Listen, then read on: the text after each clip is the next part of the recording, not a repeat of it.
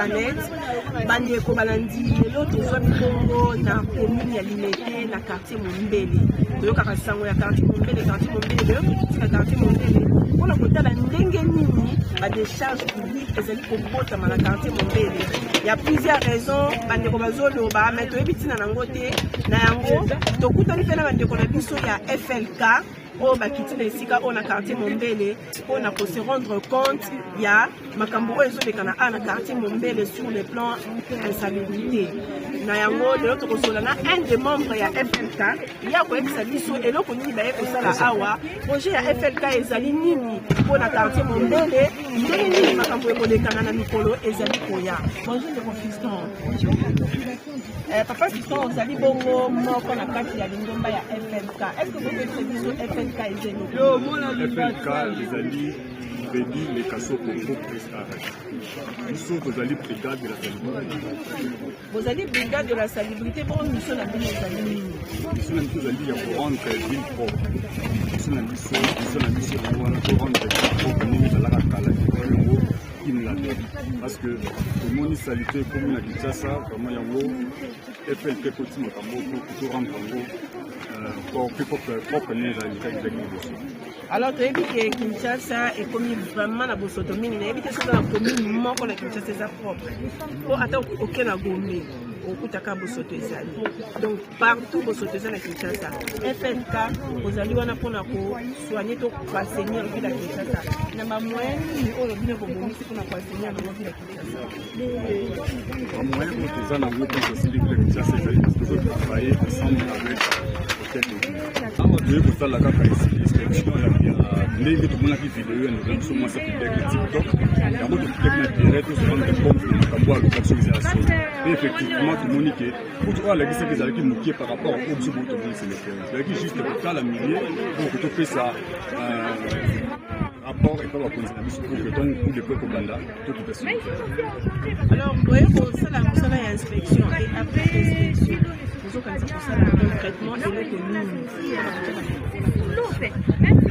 tout ça les accords de prendre c'est pas pour avoir plus propre il faut débarrasser salité il y a quoi saigner milieu parce que même dans le pour la pour les équipements et tout la capacité solution est que va trouver solution il y a makambo on sortir de basile vivre salité au longa to pire ba mai oyo ça dit va vivre na kimia mission na mission ya mwana ya FLK pour trouver solution ici là au salité za liste ta propre pour prendre dans soi vite ndeko fiston eza na bandeko ebele ba structure ebele botana na Kinshasa ya assainissement babandi o biso toye pona biso tozali boye mais ti lelo tomona Kinshasa comme makaka bosoto makasi est-ce que bino on se différencier pour se démarquer na ba structure ko ya avant bino oui avec ebele ningo le public différenciant biso pour te démarquer parce que gouverneur a la volonté pour nous sembler azana souci wana parce que tali cet axe na il y a projet na publié à Lobaki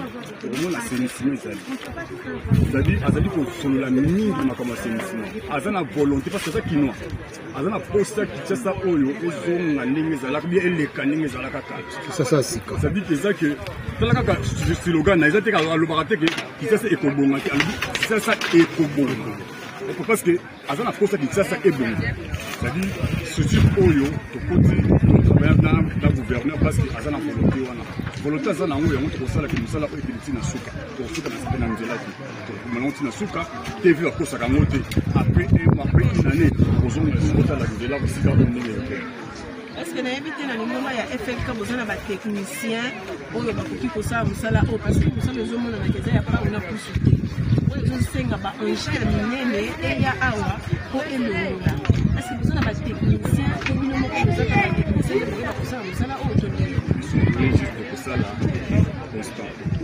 salut constant ici on a des techniciens agents zali autre musala oyo robeta tolo te parce que na linga pe ko mingi te parce que ibili ko ça comme zo to tali to to bana musala oya lisusu ba technicien ba taso on appelle le choix on appelle le ngomite au monde ba technicien au monde ba agent ko ko na partie ko musala ça mais ba ndeko mususu balobi matiti oyo ba ninga teza la boye parce que tant mbule betaka na tant inondation matiti oyo ke protéger ba contre l'inondation na tant mbule ko longola mo ndeke bo ke prévenir bango ba inondation sur la place et ozala makama et ozala belé na quartier non inondation et ça la masomi to curé kalamu parce que kalamu sur otali yango et mati yango mai olinaka ezisa tulo oyo ezala po ke empêcher mai mais soki tokure kalamu tokitso bati na ndenge na niveau ezalaka mai ekomata so tosali to elongo peu importe to alobiki ekote soki tokitisi peut-être toza so tina se mai ekomata te tosali to to elongo po ke bavivre bien parce que bon condition oyo totika bona condition jamais okolongolongo mpe tobongisa te parce mai ekokita so eta kalamu ezoleka tobongisi bapon wana po ezali parce mai elekaka nango ekotela bango susu.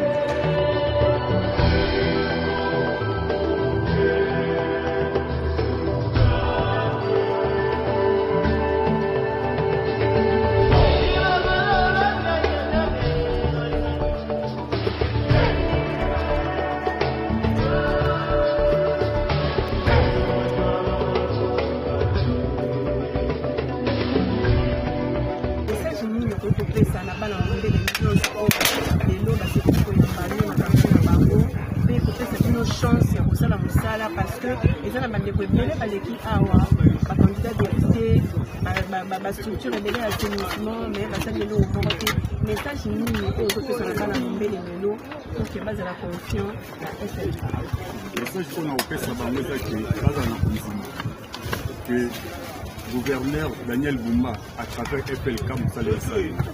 Opération où le gouverneur a lancé en note parce que quand les calamités libres au Kende, les opérations coup de poing. Coup de poing n'est pas qu'on a fait, nous sommes là pour lui pâter et n'est pas qu'on a la sanité à Kinshasa. Et n'est pas combat Kinshasa. Et n'est pas combat Mumbele Oul. On est souvent dans la Kimia. Comme à Kolo, quand lancement, il y a coup de poing, nous allons au Salamanambo, dans le quartier. Et nous avons poussé comme ça. Tout ce qu'on a fait, nous avons combat. Isso é juste équipe oyo que lembe ezali matete ezali ngale maseki toza partout le Congo toza tosetrouve équipe moderne tozali partout tozali en même temps. FLK eza mpona combien de temps? Eza projet combien de temps? FLK projet nango eza na temps tozali avant, pendant et après. Donc même ceux qui gouvernent de la louer non, non. Toujours tous allés, tant le jusqu'à après. Attends le gouverneur Azaki, il faut continuer notre mission. Parce que c'est là qu'il on a tant mon propos. Non, parce que c'est la politique professionnelle de amélioration continue. Donc, comme les lots, parce que là, on a dit qu'on a combien les lots, le bien au Congo. C'est pas quelque chose à faire, on a mandat gouverneur, c'est quelque chose. Parce que vous allez, groupe travailler dans ça pour le parce que ça autour ça atina ba manda ba ba chede gouvernement bifwa on travaille parce que oui nous ça pour ça là.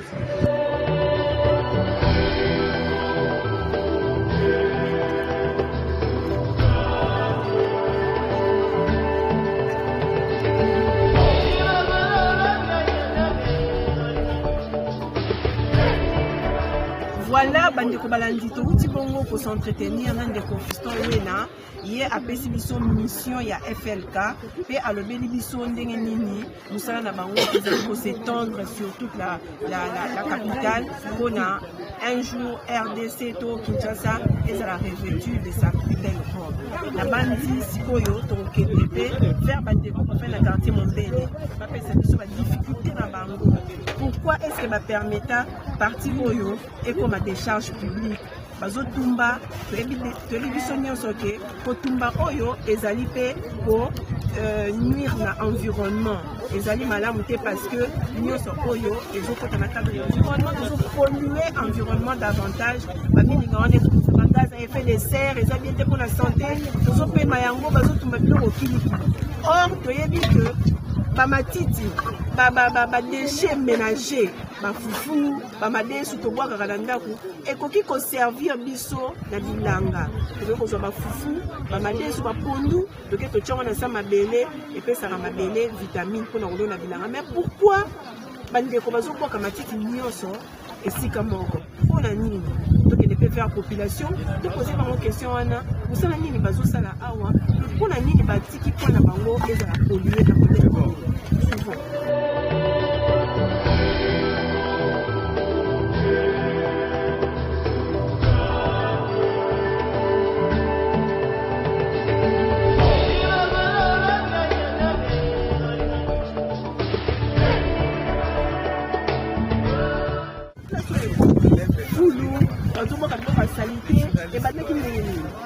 place que tu vas faire, on a biloko à salter pas chez toi.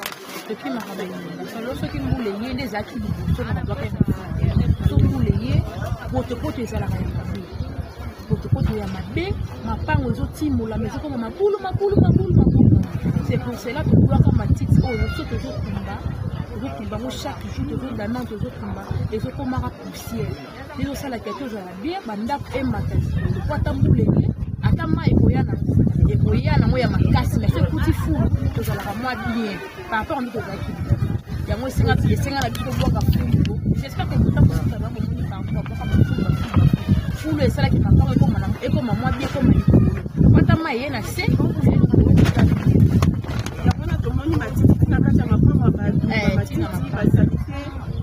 Tina ma femme, oui, même à ta pocket, si elle prend la place de partout au monde, appelez nous Mobimba. Fou, na fou, bloc à la main. Ceux qui le loquent, qui relèvent, ils sont calmes. Et qui va bon, c'est les qui sont à fond. Nous te montrons le bloc à ma tête, solo qui répond, ou la tête bête à critère nini. On va mouler ma casse à tête bête, mais elle a fait tout qui n'a calme. Nous sommes le pain, on a posé la dame, on a foulé dans le pain, à le pain, on les a salité. C'est ça. Est-ce que possible en tout cas déjà beaucoup d'autorité, mettre des maîtres pour nous poser un problème de vie? Oui, j'ai tout à plusieurs fois. On a pour la moi, parce qu'on a depuis 24 ans, à 24 ans, à 5 ans, depuis avant on a beau temps, on est d'accord, on a partout, chef, moi, on la biso pour tout le monde, ça me fait pas en tout cas, tout ça, là, nous sommes les cas de chaîne de communication, il y a marque, il y a le lingue, et l'autre, on va la sauter. Mais il y a des problèmes, nous avons parce que tous les cas partout, la chaîne de communication est belle, tous les cas. Résultat exact. Voilà, ça l'image, on est beau, ça le beau, la caméra, la vidéo pour filmer, si vous avez l'image, image, on a peine de quelle idée, la table, tout le monde, ça m'a tourné au four, pour voir la cannabis au bâton. Sur la carte, la vidéo à mon bébé, vous avez été dans notable, on est député national, dans le parlement, on est s'occuper pour le bino, dans le niveau du parlement, c'est bon, ceux qui posent dans la banque, tout est-ce que vous savez dans la banque, vous savez la piste, c'est surtout dans l'élection 1, vous savez la maladie, les mots, il y a un projet. De voter qui est, de voter, peut-être, avec le matériel, publié à Zui, tout le monde a fait tout à Kenda Libela, pour en étirer la rame. Je pense que ma voix n'a plus fait au filet, je pense que ma voix n'a pas le bel appel quartier mon bel. Ah bon, c'est ça quand même pont. Assurer ce qu'elle a reçu, elle a vu nos ponts. De voter comme si le vote était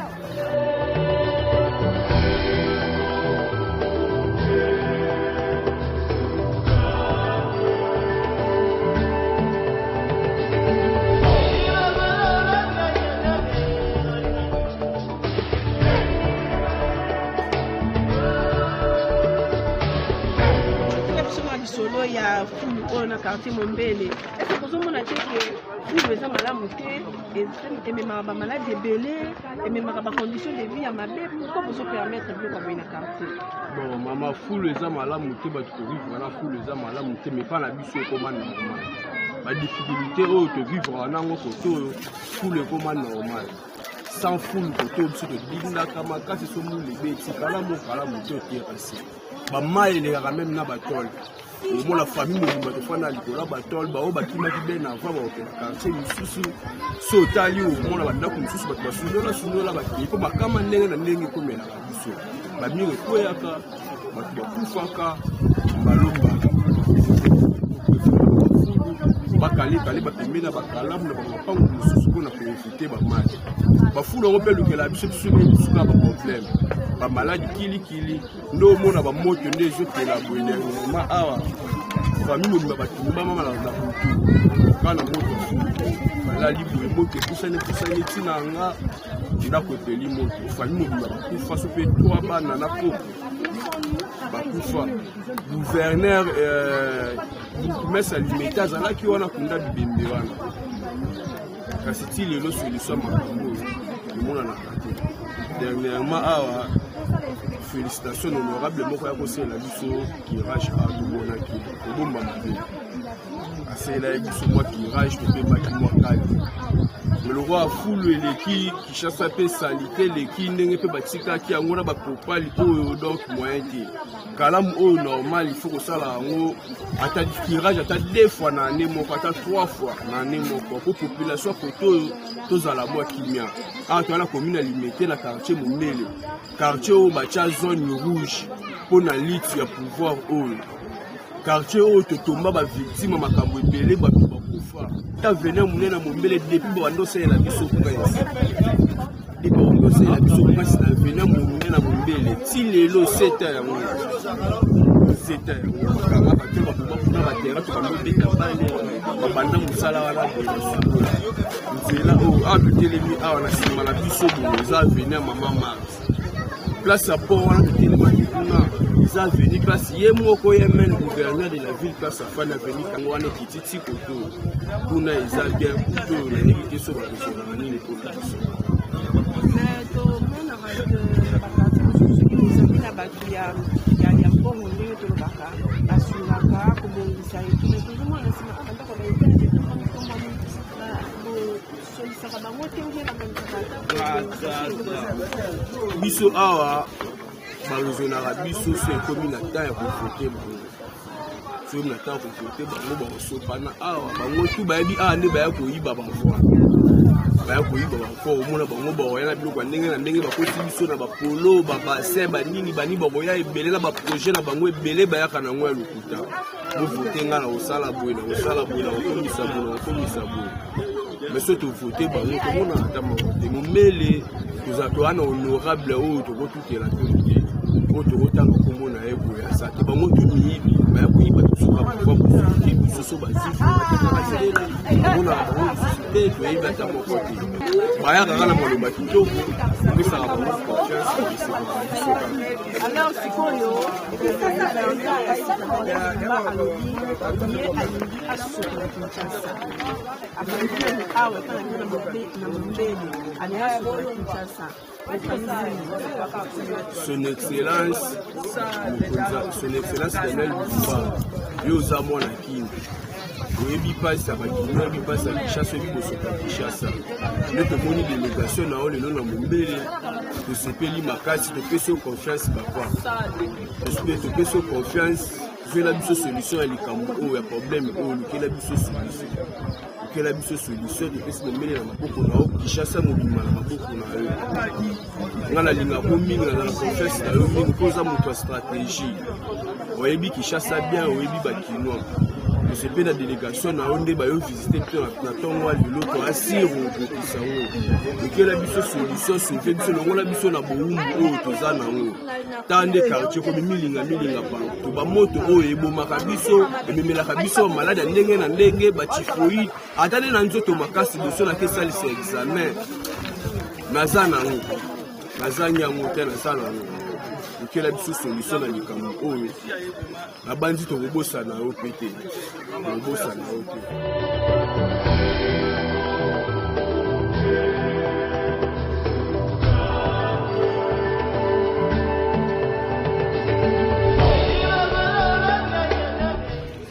Tomoni la délégation à c'est quoi le projet et qu'est-ce que vous êtes venu faire ici? En fait, nous sommes FLK Group, comme vous venez de le dire. Nous sommes là pour une visite de prospection, pour voir un peu, parce qu'il y a eu une alerte qui a été faite par une habitante de ce lieu. Donc ça nous a interpellés. On s'est dit donc, comme on accompagne le gouvernorat dans le projet de salubrité de la ville de Kinshasa, on s'est dit qu'il faut qu'on descende sur le terrain pour voir un peu ce qui se passe et puis discuter avec la population de ce lieu. Parce que comme on dit, travailler sans les personnes concernées, c'est travailler contre eux. Donc moi j'ai vu déjà la rivière Kalamu qui est bouchée, donc il faudrait un curage vraiment, c'est ça que moi j'ai constaté. Et puis il y a des tas d'immondices ici, ça demande vraiment des moyens pour essayer d'évacuer ça et tout ça, et trouver des solutions aussi pour la population qui est ici. Parce que les femmes ici se disent, mais on va aller où? On est là. Et on nourrit nos enfants avec ce qu'on vend. C'est vrai, on a vu des images, certaines femmes vendent d'ici, ils font leurs grillades ici pour vendre, pour subvenir aux besoins de la famille et tout ça. Nous savons un peu, donc dans la saleté, effectivement. Mais bon, ils sont ici, ça peut causer beaucoup de sortes de maladies. Ils peuvent encore, en tout cas, nuire encore au fait, à la santé publique, tu vois un peu. Donc c'est compliqué, il faudrait vraiment trouver des solutions. Surtout pour les enfants, je crains fort.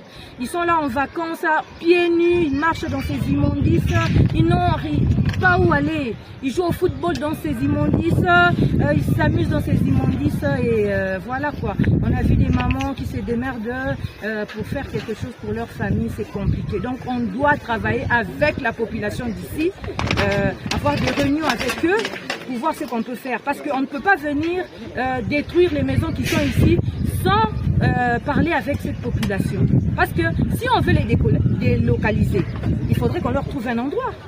Si ce sera ça vraiment la solution, il faudrait qu'on leur trouve un endroit.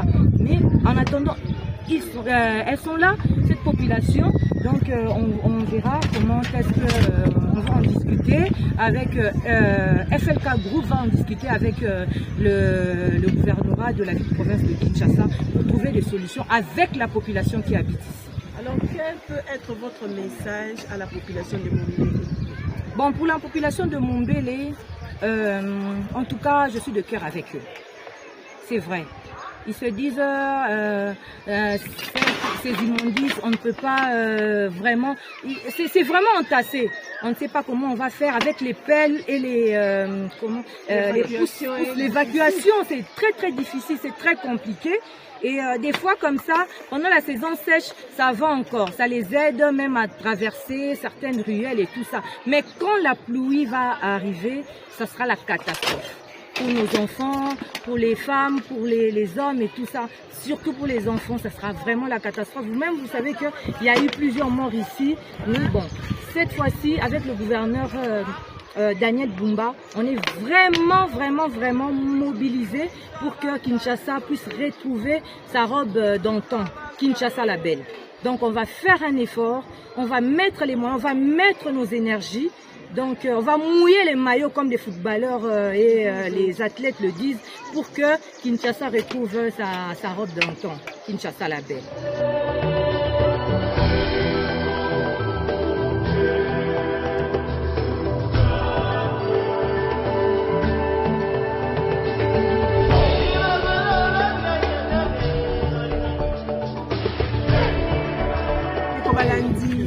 Émission Sauvons notre planète, c'est dans le cadre de sauver la planète que nous sommes là à Mombele aujourd'hui. Donc comme vous pouvez le constater derrière moi là, il y a des toilettes, donc c'est vraiment invivable. Là, c'est un domicile, c'est très compliqué, donc vous pouvez voir. En pleine émission, nous sommes en train d'inhaler la fumée. Ça, ce n'est pas bien. Ce n'est pas bien pour la santé, c'est vraiment toxique. Inhaler la fumée comme ça, ce n'est pas bien parce que nous ne savons pas qu'est-ce qui est en train d'être brûlé. C'est vraiment très compliqué. Voilà, tout comme une souka ya émission na biso ya mokolo lelo, to pesi bino mbote na ndenge bolanda ki biso, bino moko bomoni, ndenge nini bande ko Mombele bazo vivre. C'est vraiment difficile, c'est très compliqué. En tout cas, to sengi na bakonzi mboka, to sengi na gouverneur de la ville, Papa Bumba, osala na yango. C'est très compliqué na bisika oyo. Donc comment eza pas si voir bande ko na biso ba congolais ça le quoi bande ko na biso ba est donc na Mombele pesa bande ko na biso mutu bazo vivre dans des conditions moko très difficiles. Donc nous sommes obligés de couper parce que la fumée elle est très forte. Donc on va continuer et ça dit merci na pas ninga na biso to kutani na prochaine vidéo.